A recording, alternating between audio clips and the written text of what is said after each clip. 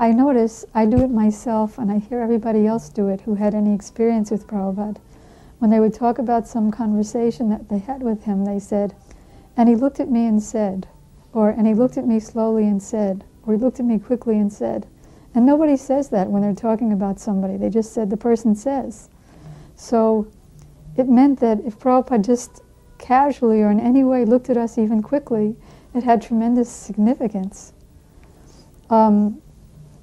So I felt very similar to other devotees that he wasn't just seeing my dress as this body, but he was seeing the soul inside.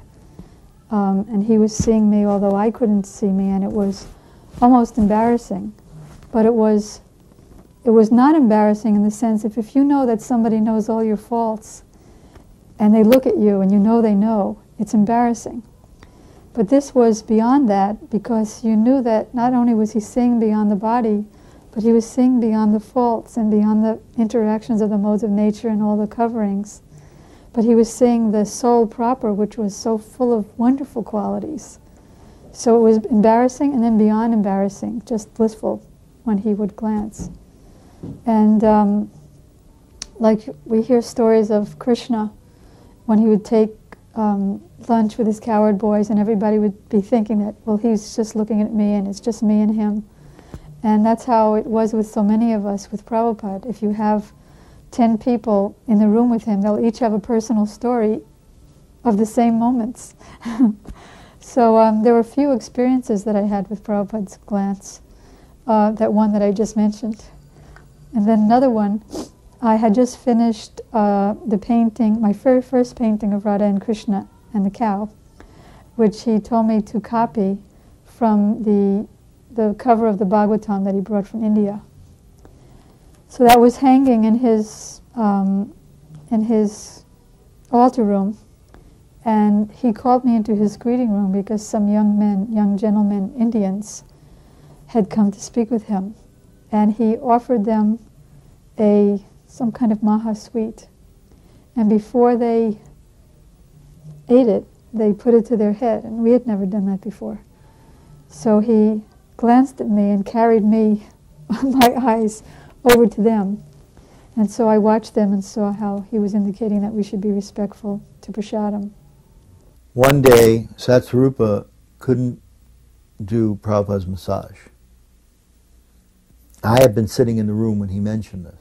Satsvarupa Maharaj said, I won't be able to do your massage today, and whoever else it was wouldn't be available.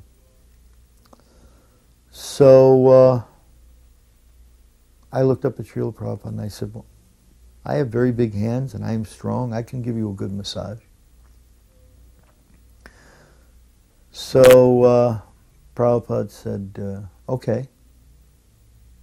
He said, you can do that. You give me a massage. And I came up and I was massaging Srila Prabhupada. And, everyone told me, you have to massage him strong. So I'm massaging him, I'm doing his head, and he said, in a very deep voice, which it shook me to the core of my being, you are doing it too hard. I was shocked, So I tried to lighten up a little bit, but I was massaging his whole body. And during the course of the massage, I remember these ants were coming. And they started to go to climb on his feet. So I stopped massaging him and I'm going like this and like this to move the ants. So Prabhupada looked and said, what are you doing?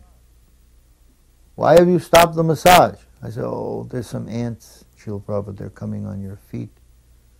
So he looked over and he said, they will not bother me. They will go away by themselves. And he just waved his hand over the ants. Now, there must have been 20 or so ants, and they were all in a disorganized pile, ready to get up on his mat and onto his feet. And he waved his hand over them. And I swear, these ants immediately got into a single file line and marched in the opposite direction. I thought, oh, unbelievable. He has like complete control over nature. You know, it's like whatever he wills happens. And, you know, I finished the massage and everything. But I could tell Prabhupada felt I was like doing it a little too hard. So a couple of days later, when we're on the Krishna book, the morning walk, and they're reading the Krishna book, so they're reading about Krishna's fighting with the wrestlers. So it said, and these two wrestlers came out, and they were both fully grown men with bodies like solid slabs of stone. Prabhupada stopped. He picked up his cane, and he stuck it out, and he pointed it to me, and he said, you are like those wrestlers. And everyone laughed. You know? I never massaged Prabhupada again, suffice to say. And he said, but you just keep hearing, it doesn't matter what your material qualification or disqualification is, just keep hearing submissively, and everything will come, and God will become fully realized to you. And we had that faith. And he would give many arguments defeating the Mayavadis, which helped me tremendously. Like the Mayavadis say, you become silent.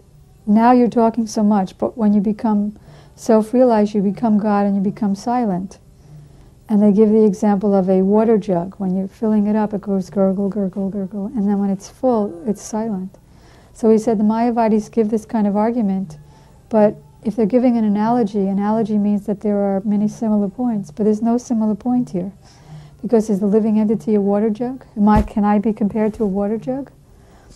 He said, in the scriptures it says, Atato Brahma Jigyasam. Now real talking begins. Now that you've passed through all the lower species and come to human life, now it's time to talk about the human subjects. Or he'd say that the Mayavadis say that, I'm God. So I would say to him, oh, you're God? How you have become dog? Well, I'm God, but I've just forgotten. Okay, you may be God, but you're not that God that doesn't forget. So in this way, he would play both sides. And then Purushottam and I worked in Prabhupada's quarters. Achyutananda did also, but he worked in the kitchen. And Purushottam would be cleaning and I would be painting. So after class and after the breakfast, he'd come into the altar room where we worked and he'd say, okay, what did I say in class? And I would say, well, God is everything, but everything is not God? Or is it that everything is God, but God is not? And then he would continue speaking. And he would say, the greatest illusion is to think that I'm God. And LSD is the greatest, greatest illusion because it puts you in that foolish frame of mind. So we got the lectures and his personal discussions and hearing from all the devotees. And I mean, he even instructed me one time because he would wash his laundry in his bathtub. And the devotees who lived downstairs, they also did that. And Prabhupada instructed me one day when I came up to paint, don't use washing machines. They're not nice. So little instructions here and there.